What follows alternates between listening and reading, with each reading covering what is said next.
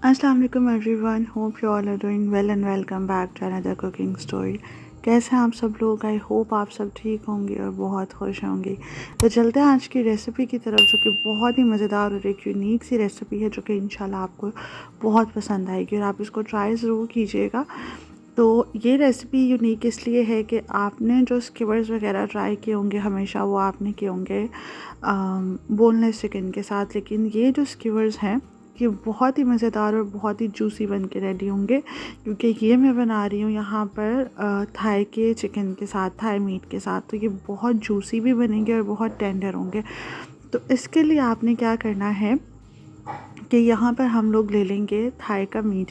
आप चाहें तो जो जहाँ से आप चिकन बाय करते हैं उनको बोल के आप उन्हें बता दें कि हमें जो मीट है उसमें से बोन्स अलग कर दें, तो वो आपको कर देंगे। लेकिन क्योंकि मैंने आप लोगों के साथ शेयर करना था, आपको दिखाना था, तो मैं मीट जो है वो पूरी थाई ले ली थी मैंने, और उसको जो है वो मैं ख़ुद डीबोन कर रही हूँ। तो इस तरह से आपने इसको पहले डीबोन कर लेना है। अगर नहीं तो आप घर पे भी कर सकती हैं, क्योंकि इन सम केसेस जो कुछ होते हैं गोश्त वाले वो नहीं करके देते, तो आप ख़ुद भी कर सकती हैं। लेकिन अगर वो आपको कर देते हैं तो इट्स वेल एंड गुड, क्योंकि मैंने आपको दिखाना था तो मैंने इसलिए जो है वो इसको डीबोन नहीं कराया था। तो इस तरह से आपने इसकी हड्डियां जो हैं वो रिमूव कर लेनी है। थोड़ा सा कसाई हम लोग ख़ुद बन जाएंगे घर पे आके, तो हम लोग इसकी बोन्स ख़ुद भी रिमूव कर सकते हैं ईज़िली। बहुत ज़्यादा कोई मसला नहीं होता, बस ये होता है कि आपके पास जो नाइफ़ होनी चाहिए वो थोड़ी सी शार्प हो और छोटे साइज़ की हो, तो आप ईज़िली जो है वो इसको डीबोन कर सकते हैं। तो ऐसा प्रिसाइजली काम अगर आपने करना हो तो आप छोटे साइज़ की जो नाइफ़ है उससे बहुत आराम से आपसे काम हो जाता है ईज़िली।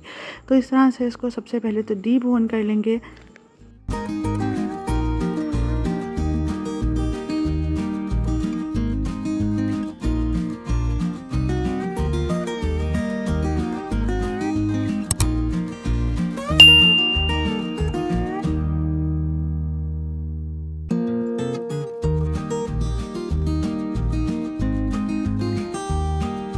ये स्कीवर्स जो बैंग बैंग स्कीवर्स हैं, आपने टाइटल से पढ़ लिया होगा।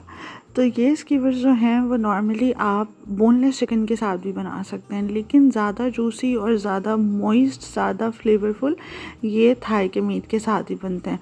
तो बाकी इट्स अप टू यू कि आपने किस से बनाने हैं। आपने इसमें थाई का मीट यूज़ करना है या आपने इसके अंदर बोनलेस यूज़ करना है, it's totally up to you. लेकिन क्योंकि जो इसकी ऑथेंटिक रेसिपी है वो इसी तरह से थाई के मीट के साथ ही बनती है, तो दैट्स वाई मैं आपको उसी के साथ बता रही हूँ। अदरवाइज़ आप इसके अंदर जो भी मीट आपको ज़्यादा सूटेबल लगे आप उसके साथ भी बना सकती हैं। थाइस को डीबोन करने के बाद इसको स्ट्रेट स्ट्रिप्स में कट कर लेंगे, और कट करने के बाद इसको हम लोगों ने बाइट साइज़ पीसेस से थोड़ा सा बड़ा लेना है, क्योंकि ऑब्वियसली जब चिकन कुक होगा तो वो श्रिंक भी होगा। दैट्स वाई हम इसे थोड़े से बड़े पीसेस में कन्वर्ट करेंगे, और करने के बाद फिर हम लोग इसकी मैरिनेशन की तरफ चलेंगे। लेकिन स्ट्रिप्स में कट करने के बाद आप इसको नॉर्मल जो हम लोग स्कीवर्स के लिए पीसेस बनाते हैं उतने साइज़ के पीसेस आप इसे बना सकते हैं।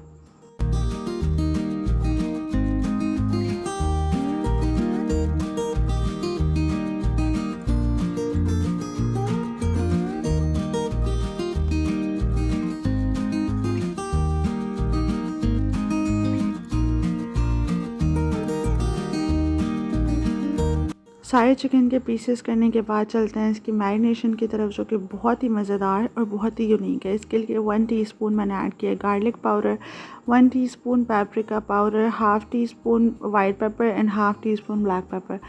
हाफ़ टी स्पून इसके अंदर ऐड करना है यहाँ पे मीट टेंडराइज़र, क्योंकि ये थोड़ा सा हार्ड होता है, इसको कुक होते हुए भी टाइम लगता है, तो दैट्स वाई इसके अंदर मीट टेंडराइज़र भी आप ऐड कर सकते हैं। 1 टेबल स्पून भर के इसके अंदर ऐड करनी है सराचा सॉस, एंड 1 टेबल स्पून भर के ऐड करनी है स्वीट थाई चिली सॉस, और 2 टेबल स्पून के जितनी ऐड करनी है इसके अंदर मेयोनीज़। तो ये बहुत ही मज़ेदार सी इसकी मैरिनेशन बनती है। और अभी मैंने इसके अंदर सॉल्ट जो है वो ऐड नहीं किया, वो फिर मैं बाद में ऐड करूँगी इसको टेस्ट करने के बाद।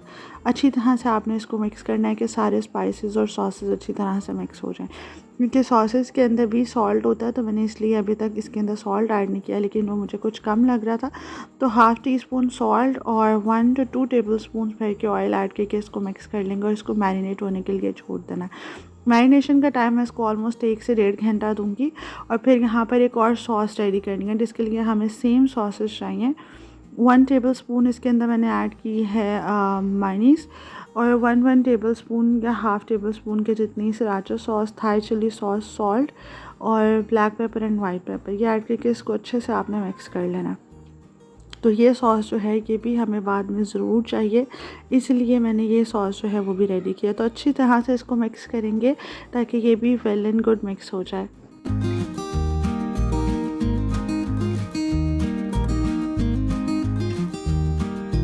एक घंटा मैरिनेट करने के बाद नाउ इट्स टाइम कि हम इसको स्कीवर्स में लगाना स्टार्ट कर दें और फिर इसे ग्रिल कर लें।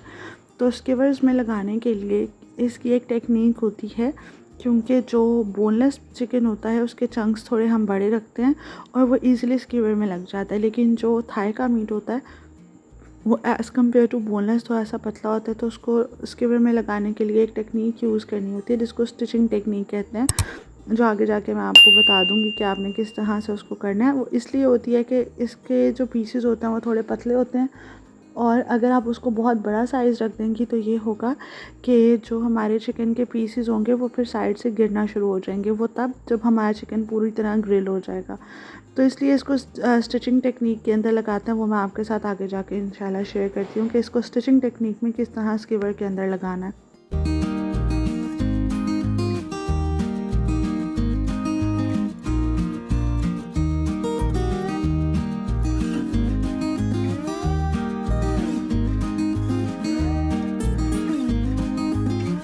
स्टिचिंग टेक्निक में लगाने के लिए इस तरह से एक चिकन का पीस लेते हुए आपने इसको पहले फ़ोल्ड कर लेना है प्रॉपर्ली, और फ़ोल्ड करके फिर हम लोग इसके अंदर इसको जो है वो बंद कर देंगे। ये नॉर्मली ये पीस का साइज़ है, इस तरह से इसको फ़ोल्ड करेंगे और फ़ोल्ड करने के बाद हम डबल करके इसको जो है वो स्कीवर में लगा देंगे।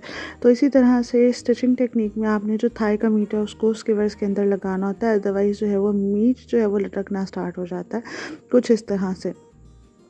तो अगर इस तरह से हो तो आप उसको उतार भी सकती हैं, लेकिन आप मेक श्योर कि जो थाई का मीट है उसको इसी तरह से लगाएं, अदरवाइज जो बोनलेस होता है उसको लगाना बहुत मुश्किल नहीं होता, वो तो ईज़िली लग जाता है।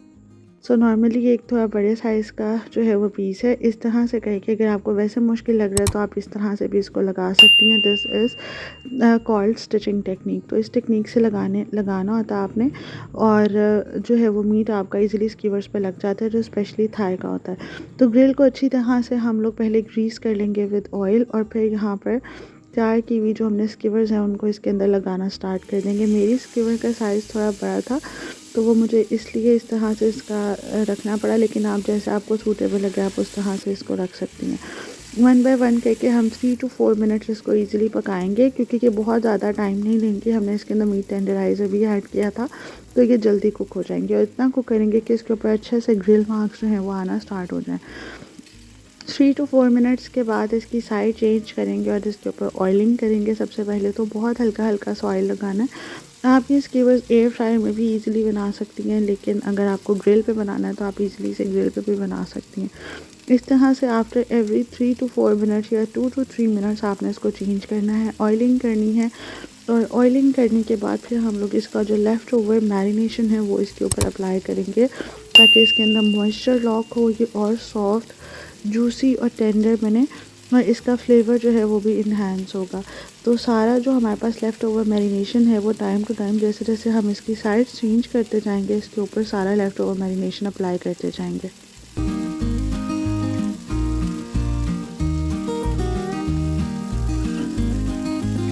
और यहाँ पे मीट जो है वो कम्प्लीटली कुक हो गया था, तो इसको इस तरह से प्रेस करते हुए मैं इसके ऊपर ग्रिल मार्क्स देने की कोशिश करी हूँ कि इसके ऊपर बहुत ही खूबसूरत से ग्रिल मार्क्स आ जाएं। तो जब आपको लगे कि इसका अगर आप इस तरह से ग्रिल पे बना रही हैं तो आपने भी इसी तरह से प्रेस करते हुए इसके ऊपर ग्रिल मार्क्स जो हैं वो दे लेने हैं। कलर उसका आ जाता है अच्छा सा, तो वो बहुत खूबसूरत लगता है। इनको डिश आउट कर लेंगे, और डिश आउट करने के बाद गरम गरम स्कीवर्स के ऊपर ही जो हमने सॉस रेडी की थी वो अच्छी तरह से आपने अप्लाई कर देनी है। एक बहुत ही थिन लेयर में, बहुत ज़्यादा हैवी अमाउंट में अप्लाई नहीं करनी, लेकिन थिन लेयर में अप्लाई करते हुए आपने इस तरह से जो हमने सॉस बनाई थी वो इसके ऊपर अप्लाई कर देनी है।